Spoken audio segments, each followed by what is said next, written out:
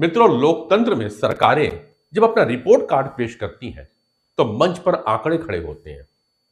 लेकिन लोकतंत्र का असली मूल्यांकन आंकड़ों से नहीं, जीवन के अनुभवों से हुआ करता है।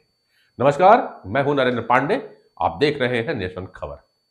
छत्तीसगढ़ में हाल के दिनों में स्वास्थ्य मंत्री श्याम बिहारी जायसवाल और उप मुख्यमंत्री विजय शर्मा की प्रेस कॉन्फ्रेंसेस हुई थी, जो दो विभागों की उपलब्धियों का दस्तावेज भर तो नहीं था। यह राज्य के विकास मॉडल की एक वैचारिक दिशा का संकेत भी है। एक विभाग जो शरीर के स्वास्थ्य की बात करता है, दूसरा जीवन की संरचना, घर, सड़क, रोजगार और प्रशासनिक पहुंच की बात करता है। लेकिन वास्तविक प्रश्न यह है, क्या ये दोनों विकास धाराएं मिलकर समाज की समग्र गुणवत्ता सुधार रही हैं या अभी भी समानांतर ही चल रही हैं? स्वास्थ्य मंत्री और उप मुख्यमंत्री की प्रेस कॉन्फ्रेंस दो अलग अलग विभागों का रिपोर्ट कार्ड पर नहीं है। दरअसल यह ग्रामीण जीवन की दो धमनियों का दावा पत्र है।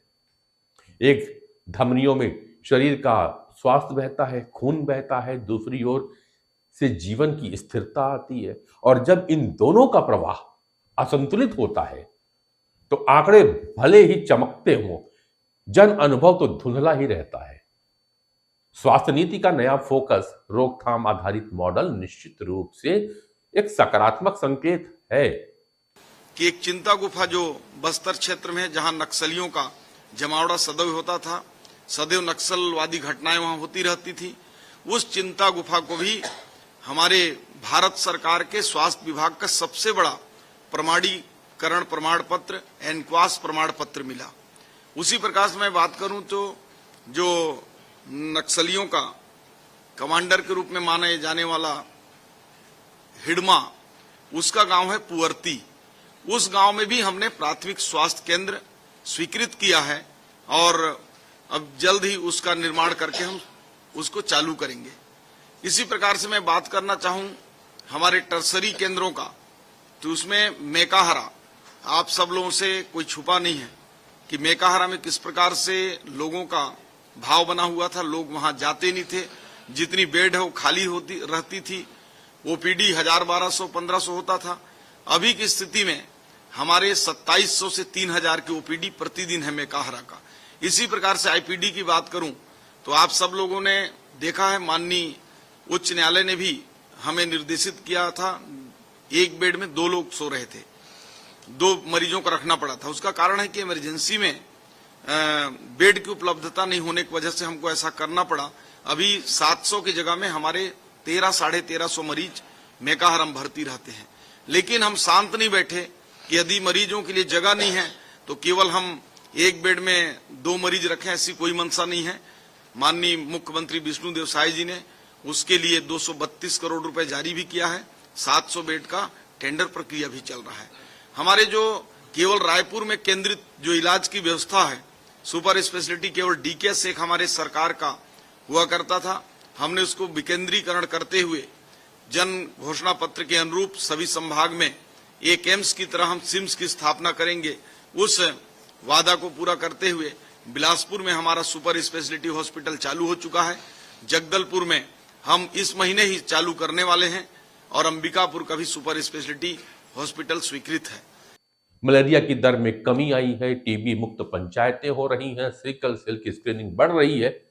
ये सभी कार्यक्रम यह तो बतला रहे हैं कि सरकार बीमारियों के इलाज से पहले बीमारी रोकने की दिशा में सोचने लगी है। लेकिन स्वास्थ्य केवल अस्पतालों से तो नहीं बनता मित्रों, स्वास्थ्य जीवन की परिस्थितियों से बनता है।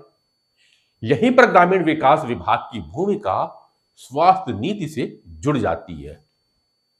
यदि गांव में स्वच्छ पानी नहीं होगा, यदि रोजगार अस्थिर रहेंगे, यदि आवास अधूरा होगा, तो स्वास्थ्य नीति केवल चिकित्सा सुविधा ही बनकर रह जाएगी। स्वास्थ्य और ग्रामीण विकास वास्तव में एक ही सामाजिक चक्र के 2 पहिए हैं। सिकल सेल स्क्रीनिंग अभियान एक महत्वपूर्ण पहल है, लेकिन बीमारी की पहचान केवल पहला कदम है। मरीज को दवा चाहिए, पोषण और मानसिक सहयोग तभी मिलेगा जब उसका परिवार आर्थिक रूप से स्थिर होगा, और यह स्थिरता ग्रामीण विकास योजनाओं से ही आ सकती है। आज कई क्षेत्रों में मरीजों की पहचान हो रही है, लेकिन इलाज की निरंतरता कमजोर है। यह कमजोरी केवल स्वास्थ्य विभाग की तो नहीं है, यह सामाजिक संरचना की कमजोरी है। जब पीएम आवास योजना से परिवार को सुरक्षित घर मिलेगा, जब महिला स्वास्थ्य सहायता समूह आर्थिक स्थिरता पाएंगी, तभी स्वास्थ्य कार्यक्रम स्थायी परिणाम दे पाएंगे। 8,000 से अधिक डीलर दीदियां बनी। 18 लाख आवास कम नहीं होते भाई, 18 लाख बहुत बड़ी संख्या है। और 8,000 से अधिक डीलर दीदियां बनी हैं। 5,000 राजमिस्त्रियों को प्रशिक्षण दिया गया है आरसेटी के माध्यम से, और आरसेटी के माध्यम से 5,000 राजमिस्त्रियों को प्रशिक्षण देना ये देश में हमारा पहला राज्य ही हुआ है। अन्यथा इतनी बड़ी संख्या में प्रशिक्षण और कहीं नहीं हो पाया है, और इसके लिए हमारा राज्य पुरस्कृत भी हुआ है। राज्य का यह विभाग केंद्र के द्वारा पुरस्कृत भी किया गया है। मैं आपको प्रधानमंत्री आवास योजना से आगे एक और विषय की तरफ ले चलता हूं जो हमारे प्रदेश के लिए आज सर्वाधिक महत्वपूर्ण है, और वो है नियत नेलानार। आपको ध्यान होगा, नियत नेलानार अर्थात वो सारे ही गांव लेकर के हम चल रहे हैं इसमें, जिसमें नए जितने कैंप बने हैं, 84 कैंप हमारे नए बने हैं, और उन 84 कैंपों के आसपास 10 किलोमीटर के एरिया में आने वाले सारे ही गांव के विकास कार्यों को विशेष रूप से ध्यान करते हुए इस काम को पूरा किया जा रहा है। तो 494 गांव ऐसे आते हैं जो बस्तर क्षेत्र के हैं, और उन गांवों को विशेष रूप से चिन्हांकित करके विभिन्न योजनाओं को वहां सैचुरेशन के लेवल तक पहुंचाने के लिए हम लोग काम कर रहे हैं। मैं आपको बड़ी प्रसन्नता से बताना चाहता हूं कि उन 494 गांवों में ग्राम पंचायतें जितनी हैं उसमें से 155 ग्राम पंचायत भवन की स्वीकृति दी गई, वह भी है। अटल डिजिटल सुविधा केंद्र, जिस पर मैं आपसे और थोड़ी देर बाद चर्चा करूंगा, अटल डिजिटल सुविधा केंद्र हमारे घोषणा पत्र के आधार पर गांव में ही होने वाले भुगतान के लिए ये प्रक्रिया प्रारंभ की गई है। और गांव में होने वाले इस भुगतान के लिए जब प्रक्रिया प्रारंभ की गई है तो स्पेशली नियत नेलानार जो गांव है उसमें 483 स्थान पर अटल डिजिटल, मतलब जंगल का सुदूर गांव है बस्तर का, लेकिन वहां पर अब अटल डिजिटल सुविधा केंद्र प्रारंभ हुआ है, वो फंक्शनिंग है। और आपको जब मैं ये कह रहा हूं कि वो प्रारंभ हुआ है तो 2,37,545 ट्रांजेक्शन बस्तर के इस नियत नेलानार गांव के माध्यम से हुआ है। सरकार ने हजारों पदों पर नियुक्ति का दावा तो किया है, यह प्रशासनिक दृष्टि से महत्वपूर्ण उपलब्धि हो सकती है, लेकिन बस्तर और सरगुजा के कई ब्लॉकों में आज भी मरीज कंपाउंडर संस्कृति पर ही निर्भर हैं। यह केवल स्वास्थ्य व्यवस्था की समस्या नहीं, यह ग्रामीण प्रशासनिक संरचना पर भी प्रश्न उठाता है।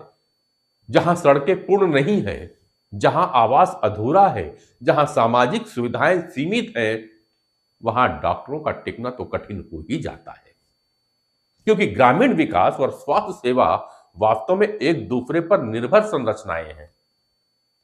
छत्तीसगढ़ में मेडिकल कॉलेज, जिला अस्पताल और केंद्रीय मानसिक स्वास्थ्य अस्पताल जैसी संस्थाएं जो हैं, यह परियोजनाएं निश्चित रूप से विकास का संकेत तो है, लेकिन भारत की प्रशासनिक परंपरा में अक्सर भवन पहले बन जाया करते हैं, सेवाएं बाद में डेवलप होती है। मेंटल हेल्थ संस्था बनाना प्रगतिशील कदम है सरकार का, लेकिन मानसिक स्वास्थ्य का वास्तविक समाधान समुदाय आधारित काउंसलिंग और सामाजिक जागरूकता से ही आता है। यदि पंचायत स्तर पर मानसिक स्वास्थ्य संवाद शुरू ही नहीं होगा तो अस्पताल केवल उपचार केंद्र बन के रह जाएंगे।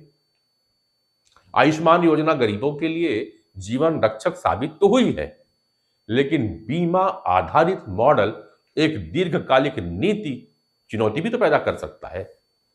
जैसे जब सरकारी अस्पतालों की गुणवत्ता कमजोर हो जाए, जो अक्सर होती है, तो मरीज प्राइवेट अस्पतालों की ओर रुख करते हैं। इससे सरकारी धन प्राइवेट हेल्थ के जो संस्थान है, यानी प्राइवेट हॉस्पिटल जो है, उस पर ट्रांसफर हो जाती है। तो सरकारी पैसा प्राइवेट डॉक्टरों के पास, प्राइवेट अस्पतालों के पास गया, उनका इंफ्रास्ट्रक्चर और मजबूत होता है। सरकार बात करती है पीपीपी मॉडल की। निश्चित रूप से पीपीपी मॉडल में एक स्किल डेवलप तो हो सकता है, या बेहतर मॉडल बन सकता है, इसमें दक्षता लाया जा सकता है, लेकिन यदि सामाजिक न्याय संतुलित ही नहीं रहा तो ग्रामीण गरीब स्वास्थ्य सेवा से धीरे धीरे दूर ही हो जाएगा। बस्तर अस्पताल विवाद इसी द्वंद्व का एक उदाहरण भी है। बस्तर जैसे क्षेत्र जहां स्वास्थ्य सेवा केवल सुविधाएं नहीं, यह राज्य और आदिवासी समाज के बीच का विश्वास का प्रतीक भी है। अटल डिजिटल केंद्र और ग्राम ऐप प्रशासनिक सुधार की दिशा में एक महत्वपूर्ण कदम तो है, लेकिन डिजिटल क्रांति ग्रामीण भारत के सामने नया सामाजिक प्रश्न भी खड़ा कर रही है। क्या हर नागरिक डिजिटल रूप से सक्षम है? हमारे यहां बुजुर्ग हैं, आदिवासी हैं, कम शिक्षित नागरिक हैं। आज भी डिजिटल प्रक्रियाओं से वे दूरी ही महसूस करते हैं। यदि डिजिटल व्यवस्था सामाजिक प्रशिक्षण से नहीं जुड़ी तो यह सुविधा से ज्यादा असमानता ही पैदा हो सकता है। सरकार का मानना है कि अधोसंरचना विकास नक्सलवाद का समाधान है, मगर यह आंशिक रूप से ही सही है, क्योंकि सड़क प्रशासनिक पहुंच बढ़ाती है, लेकिन नक्सलवाद केवल सुरक्षा या विकास का प्रश्न नहीं, यह संसाधन, पहचान और अधिकार का भी संघर्ष है। यदि विकास परियोजनाओं के साथ शिक्षा, रोजगार और स्थानीय भागीदारी नहीं जुड़ी तो अधोसंरचना स्थायी समाधान बन ही नहीं पाएगी। छत्तीसगढ़ की राजनीति आज दो विकास दृष्टिकोणों के बीच खड़ी दिखाई दे रही है। सरकार विकास की गति दिखला रही है, विपक्ष विकास की गुणवत्ता पूछ रहा है। लोकतंत्र में यह संघर्ष भी आवश्यक है, क्योंकि गति बिना गुणवत्ता के अस्थायी होती है और गुणवत्ता बिना गति के प्रभावहीन। आज ग्रामीण मतदाता 3 आधारों पर निर्णय ले रहा है: योजना का वास्तविक लाभ, प्रशासनिक व्यवहार, आर्थिक स्थिरता। छत्तीसगढ़ का मतदाता घोषणाओं से प्रभावित होता जरूर है, लेकिन अंतिम निर्णय अनुभव के आधार पर ही करता है। उम्मीद है कि भविष्य में स्वास्थ्य और ग्रामीण विकास अलग अलग विभाग नहीं, बल्कि एक संयुक्त सामाजिक नीति बनाने का प्रयास करेंगे, जब मरीज अस्पताल जाने से पहले आर्थिक भय से मुक्त होगा, जहां डॉक्टर गांव को सेवा का केंद्र मानेंगे, जहां आवास केवल दीवार नहीं बल्कि जीवन स्थिरता बनेगा, जहां डिजिटल व्यवस्था सुविधा बनेगी, बाधा नहीं, तभी विकास राजनीतिक नारा नहीं, सामाजिक परिवर्तन बन जाएगा। छत्तीसगढ़ आज संक्रमण काल में खड़ा है। यह तय करेगा कि विकास आंकड़ों का उत्सव नहीं, यह जनता के जीवन का वास्तविक परिवर्तन बन जाएगा। और लोकतंत्र में अंतिम रिपोर्ट कार्ड हमेशा जनता ही लिखा करती है। नमस्कार।